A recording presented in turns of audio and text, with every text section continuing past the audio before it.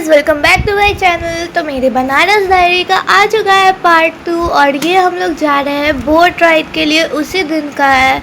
अब जब हमारा यहाँ पे गंगा आरती ख़त्म हो गया था तो हम लोग सोचे कि बनारस आए तो बोट राइड करना ज़रूरी है, तो हम लोग चले गए बोट राइड करने। तो हम लोग बोट में बैठे और हम लोग आसपास देखने लगे। धीरे धीरे बोट फील होने लगा और आसपास भी बहुत सारे बोट्स थे। कुछ ऊपर से बंद नहीं थे और कुछ हमारे तरह ऊपर से उनके लाइटिंग लगे हुए थे। मतलब कुछ बड़े बोट्स थे, कुछ छोटे बोट्स थे। और मैंने गंगा आरती में नीचे जो फूल बिखरे होते हैं जो भगवान को चढ़ाया जाता है, वो वाले कुछ फूल उठा लिए थे अपने कॉपी किताब में रखने के लिए, क्योंकि भगवान के फूल रखना अच्छा माना जाता है। और ये देखिए कितना सुंदर है जिस बोट पर हम लोग बैठे थे, मतलब एस्थेटिक। फिर हम लोग लाइफ जैकेट पहने क्योंकि सेफ्टी फर्स्ट। कितना भी घूम लो, कितना भी एस्थेटिक सामान हो, लेकिन सेफ्टी हमेशा ध्यान में रखना चाहिए।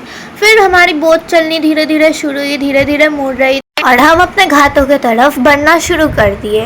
तो हम लोग शुरू किए थे दशाश्वमेध घाट से और वहाँ से हम लोग गए थे स्किंडिया घाट तक और बहुत सारे घाट थे बीच में। अब वो तो याद नहीं है मुझे कितने घाट कौन कौन से थे, लेकिन बहुत ही ज़्यादा सुंदर सुंदर घाट थे। उसमें हमने मणिकर्णिका घाट देखा, हमने स्किंडिया घाट देखा, हमने ललिता घाट देखा।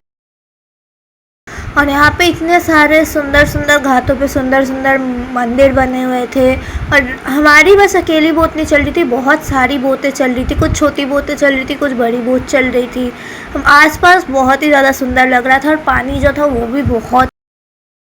और जो घाट थे, अब बहुत सारे घाट है तो उनके बहुत सारे स्टोरीज़ भी थे। तो जो हमारे साथ टूरिस्ट गाइड्स चढ़ रहे थे वो हमें उन सारी स्टोरीज़ के बारे में बता रहे थे। जैसे जो मान मंदिर घाट था वो मान सिंह जी ने बनाया था। फिर ललिता घाट था, वो एक नेपाली राजा ने वहाँ पे एक नेपाली मंदिर बनाया था। और मणिकर्णिका घाट में कैसे बॉडीज़ को जलाया जाता है, वहाँ पे कैसे मोक्ष मिलता है। 80 घाट को 80 घाट क्यों कहते हैं। केदार घाट पे तुलसीदास जी की जो चप्पलें रखी हुई है लकड़ी की। फिर तुलसी घाट में वहाँ पे जो अखाड़े हैं, वहाँ पे जो कुश्ती लड़ी जाती है। फिर इतने सारे वहाँ पे घाट थे, हर घाट की कहानी याद करने में कितने टाइम लग जाएगा। पूरा एक एक घाट का इतना बड़ा बड़ा कहानी, किसने बनाया, क्यों बनाया, किसी की याद में बनाया। जैसे मान मंदिर जो घाट है, मान सिंह जी ने वहाँ पे ऑब्जर्वेटरी बनाई है।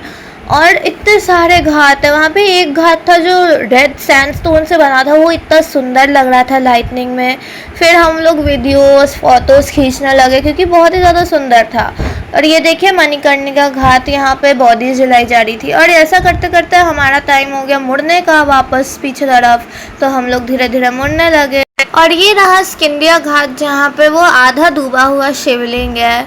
और ये बहुत ही ज़्यादा सुंदर जगह थी। अंधेरे की वजह से हालांकि पूरा दिख नहीं रहा था अच्छे से, वो सुबह को जाने से और अच्छे से उसके कलर दिखते हैं। रात को उतना अच्छे से दिख नहीं रहा था लाइटनिंग में, आधा तो लाइटनिंग की वजह से उसका कलर चेंज हो जा रहा था। लेकिन कोई नहीं, फिर भी रात को भी देखने में उतना ही सुंदर ये लोग रख रहे थे जैसे सुबह को देखने में लगते थे। फिर हम लोग उधर गए जहाँ पे और भी ज़्यादा बोट्स लगी हुई थी, सब खड़ी थी, इतनी सारी बोट्स थी। मैं और भाई तो घाट की जगह बोट सी देखने लग गए। बोट्स भी बहुत ही ज़्यादा सुंदर सुंदर सी थी। फिर हम लोग पूरा घूम घाम के वापस आ गए, पहुँचे। हमारी बोट धीरे धीरे टर्न लेने लगी कि पार्क होगी। अब बोट पार्क ही बोलते हैं या क्या बोलते हैं मुझे नहीं पता। अगर आप लोग को पता है कि बोट को एक जगह पे रखने को क्या बोलते हैं तो कमेंट्स में बता दीजिएगा।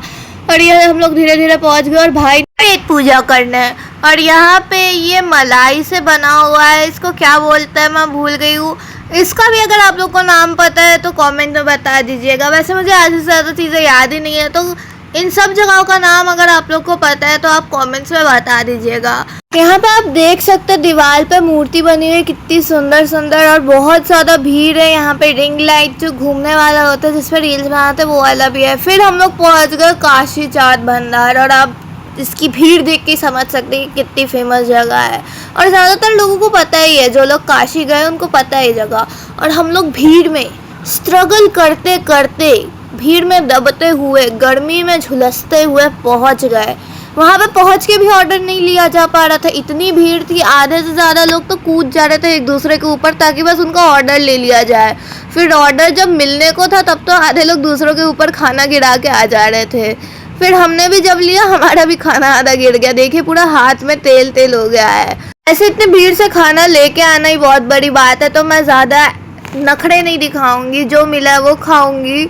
और यहाँ पे आप भीड़ देख सकते हैं, कम ही नहीं हो रही। जितना लोग आ रहे हैं जा रहे, भीड़ बढ़ती ही जा रही है, लेकिन खाना नहीं रुकना चाहिए। तो हम लोग पहुँच गए रेस्टोरेंट में अपना डिनर करने, और हम लोग पूरा एकदम डिस्कशन करके पार्लियामेंट के तरह एक चीज़ पे एग्री हुए और उसे ऑर्डर कर दिया फाइनली, और हमारा खाना आ गया। अब खाना देखते ही भूख लग गई, तो हम लोग खाने में टूट पड़े।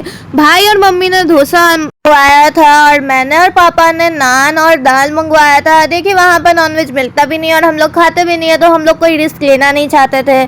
हम लोग को जो पसंद आया हमने वो मंगा लिया, और हमें बहुत ही ज़्यादा अच्छा लगा वहाँ का खाना। काशी में जहाँ भी जो भी खाना खाओ वो अच्छा ही होता है, हर जगह का अच्छा ही खाना मिलता है। अब यहाँ भाई और मम्मी भी डिस्कशन शुरू कर दिए किसी चीज़ को लेके, मतलब हमारी डिस्कशन ही नहीं ख़त्म हो रही है कि पूरे दिन में हमें क्या क्या करना है। तो फिर हम लोग चले अपने घर होटल रूम के तरफ, तो पकड़े हम लोग और चले। तो अगर आप लोग को आज का वीडियो पसंद आया तो लाइक शेयर सब्सक्राइब करना मत भूलिएगा। Thanks for watching, bye bye.